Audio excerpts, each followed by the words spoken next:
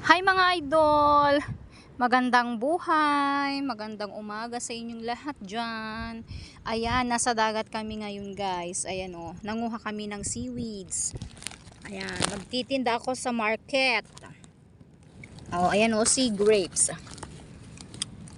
Marami na kaming nakuha guys, kaya nakapag-video na ako.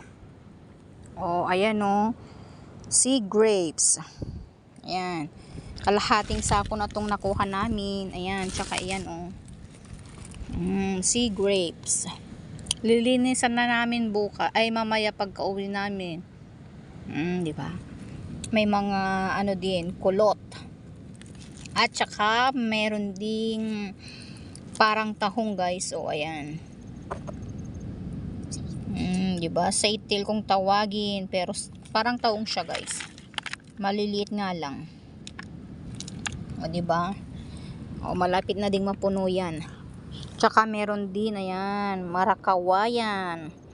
O, parang salingungo siya guys, kasi yung maliliit na marakawayan. O, diba? Ang daming sea grapes. Wow. Diba?